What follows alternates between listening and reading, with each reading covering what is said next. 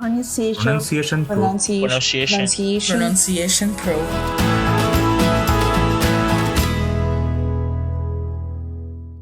Hello and welcome to the Pronunciation Pro podcast. My name is Annie Rudin, and today I am inviting you to come to lunch with me. One thing that I do regularly is I go to lunch, or I'll go to dinner, or I'll go get a dessert with my friends or family. Usually it's other women that I get together with, and we love to be able to get together, share food, chat. I think this is very, very common in all sorts of cultures, is the opportunity to connect over food, connect over either a drink or a meal. And something that I do regularly is that I'll schedule a lunch date or a dinner date with people that I want to connect with and want to catch up with, is what the term that we say. Let's catch up. It means like, let's figure out, let's share what's happening in each other's lives and families and work and all of that. And so as we get into, later into adult years and with families and things, it gets harder and harder to connect as much. And so what I do is I'll schedule these lunch dates or dinner dates and have that opportunity to communicate, to connect. And so I was thinking about this, and I was thinking, it's, this podcast and what I do at Pronunciation Pro is all about us learning how to communicate in a way that creates connection. So I wanted to bring your attention and kind of your mindset to opportunities for more connection with people around you. So you may be in a situation where you are maybe in a native or an English speaking country, and it's a different culture than you're used to. Maybe you're not feeling as confident in English. Maybe you don't have as many English speaking friends as you would like, and you're trying to figure out how to connect more. I think in a work environment, sometimes it can be easier to connect with colleagues, but this can definitely apply to the work setting and creating connections outside of work with maybe your colleagues or other people that you come in contact with. It could be just people in your neighborhood, people in your church community, people in your, maybe your children's school community that you're trying to connect with. There's a lot of opportunity to kind of connect with those around you on a more personal basis. So much of connection comes down to, finding areas that you're similar or you connect on. So if your children go to school together, there's a connector. If you work together, obviously, there's a connector. If you go to church together, there's a connector, there's a common bond. Similar interests, say you're in a hiking group or you like to go hiking and you join a hiking group, there's a connector. So what you're looking for is things that you have in common with other people. And you may think, oh, well, I'm from a different country. I have all these different, our culture's different, our language is different. There's not as many connectors. But I guarantee if you're looking for them, you'll find them. And if you're interested and you have that desire to connect with people that are not of your native language or that are native English speakers, that you will find those opportunities. Of course, you're going to probably connect the most and the fastest with those who speak your native language.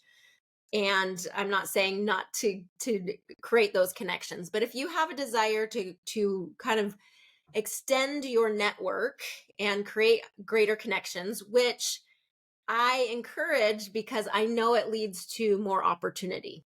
The more people you know, the more connections you have, the more opportunities there are for your, you socially, for work, for, if you're looking someone to date. if you are looking for opportunities for your children, the more people you know, the more connections you have, the more you are able to create those personal relationships with people, the better off you'll be. I find that in especially American culture, networking and who you know becomes so much more important than what you know. And so that connector piece and building your communication and skills and your confidence to a place where you can connect is valuable. Okay. So just to kind of bring it back to the practice that I have is that when I am wanting to get to know someone better, when I am wanting to learn from someone, I'll invite them to go to lunch, or I'll invite them to go to dinner, or to go get a treat or a drink. And it's an opportunity to connect, right? It's an opportunity to learn about that person and to create more connection. Now, it might feel awkward, uncomfortable for you to extend that invite, but I encourage you to try it. See, and try it with someone that maybe you feel like is receptive to it. I have, I have a friend, or my youngest child is in preschool, and he has this little friend in his preschool class that they've been able to have a close friendship. And so I got talking to her mom, and she's from India. And so we've been able to, kind of talk a little bit, but I invited her over for her and her daughter over for a play date at our house. And, there's been kind of some back and forth there.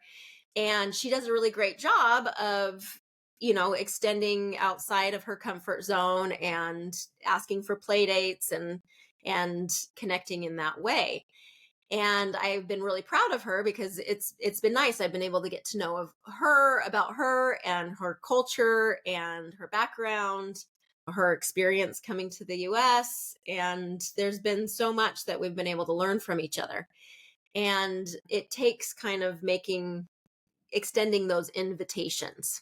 I think actually she was the one that asked for a play date. And I was like, oh yeah, how about you come over to my house? And so I was really proud of her for doing that.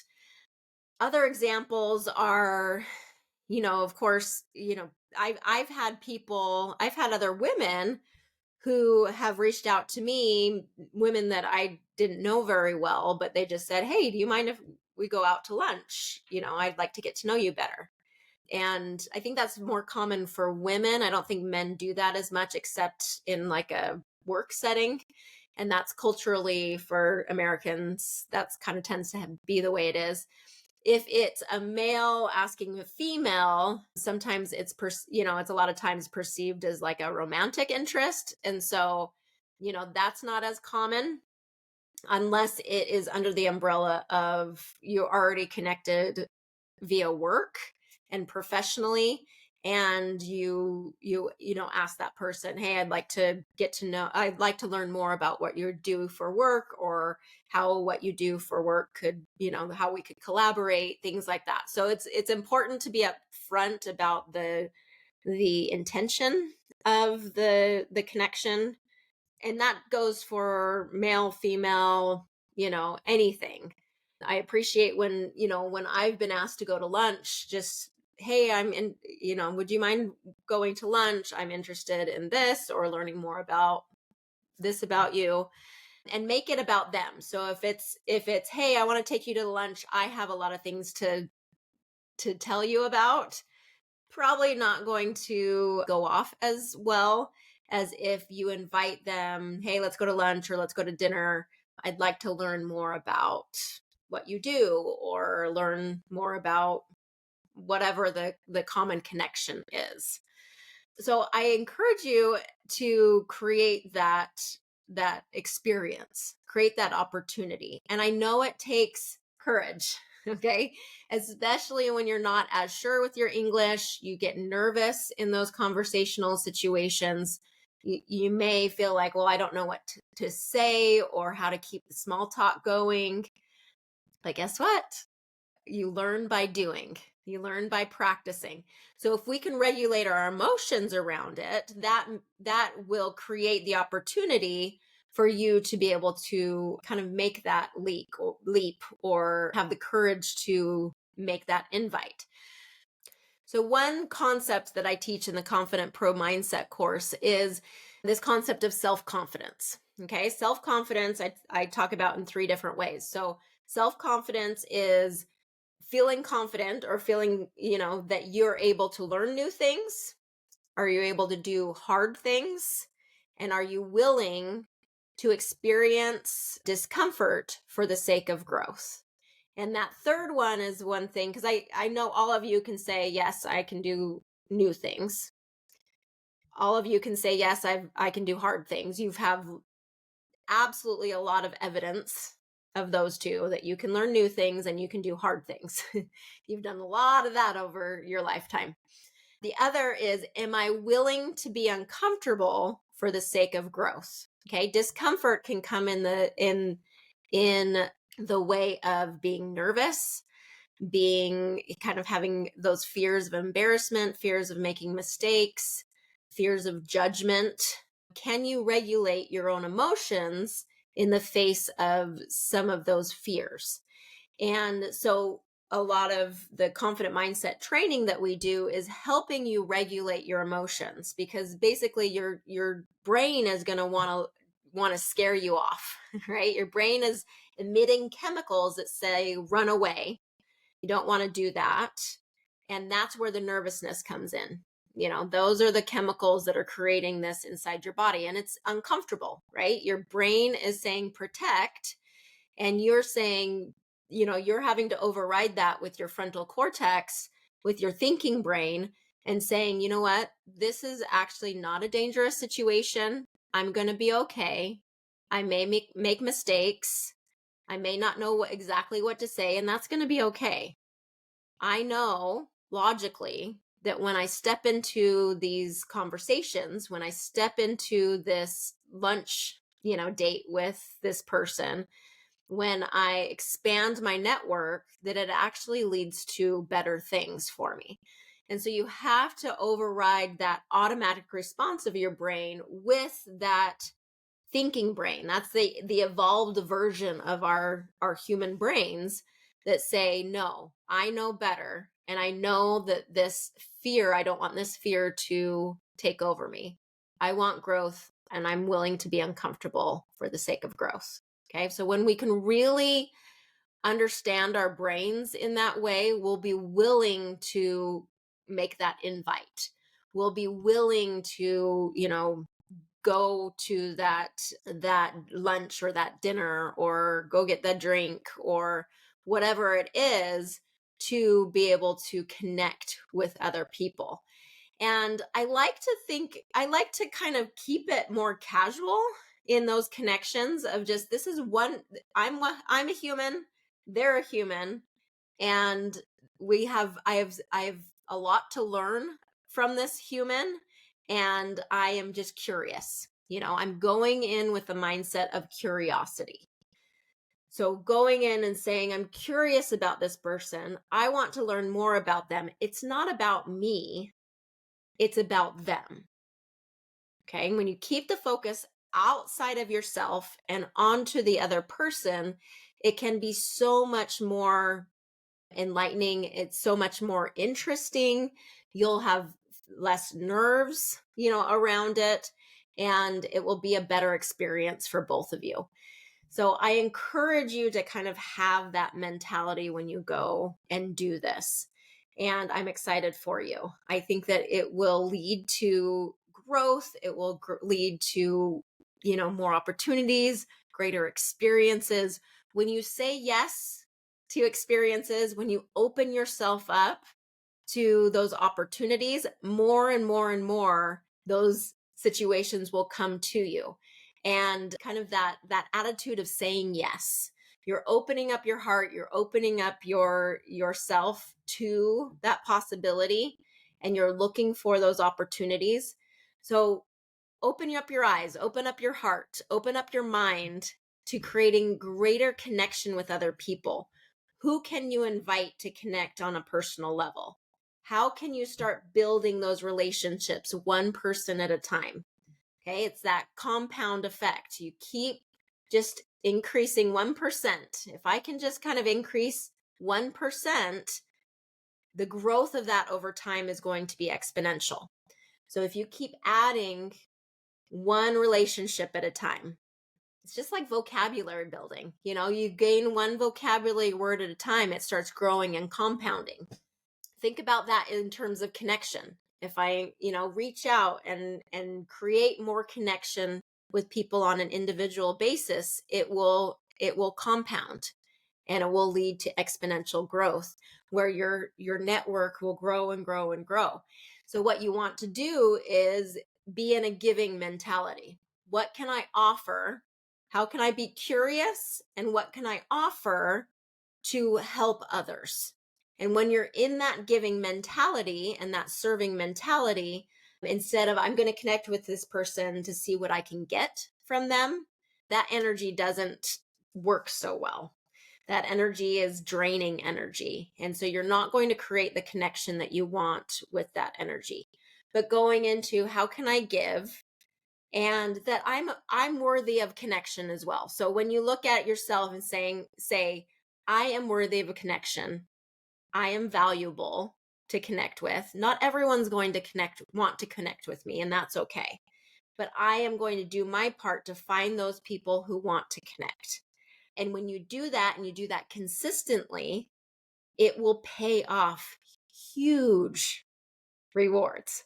Okay. So look for opportunities. Look for opportunities in your church community. Look for opportunities in your school communities. If you're going to school, look for other students or other people. I encourage our students at Pronunciation Pro to go to our community section. So in the app, the Pronunciation Pro app, which Pronunciation Pro is on the iPhones. So if you go to the App Store, you can find the Pronunciation Pro app. So if you're a member of Pronunciation Pro, you can go onto that, and it will have your courses. And if you're doing one-on-one training, it will have your schedule for your one-on-one training, and there'll be a community piece to your app. And if you go in there, you can chat with other members of Pronunciation Pro. You can answer some of the questions that are being raised there, and work on creating that connection. Okay. So that's one opportunity to practice. But I want you to get out into your daily life and say, who else can I connect with? So just even asking that question to yourself, who can I connect with today? Who is open for connection with me today? And how can I invite them? Or what should I invite them to? And look for opportunities for invitations. And even if it's small, hey, if you have kids, would you like to meet up at the park with our kids? Or, you'll know exactly what that needs to be. And here's your invitation to get out of your comfort zone and make that invite and start creating that connection. All right. Okay, if I wish that I was there so I could invite you to lunch and that we could sit down together over a meal and discuss what's going on in our lives. As of late, there's been a lot of fun things that I've been able to connect with my friends and family members over meals and just letting them know what I'm up to. And I will actually in another episode here, I'll go through some of that so we can create a little bit more connection and knowing what's going on here in my life. And as you come to the group activities or group classes at Pronunciation Pro, let us know what's happening in your life. We love that connection, and we love the opportunity to share and communicate with each other and practice our English. Okay. All right.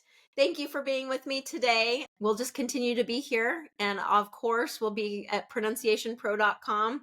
Download the Pronunciation Pro app if you're a member and get started that way. And let's just continue to learn together, learn and grow together. All right. Thanks for being here. We'll see you next time. Bye. Pronunciation Pro. Pronunciation Pro.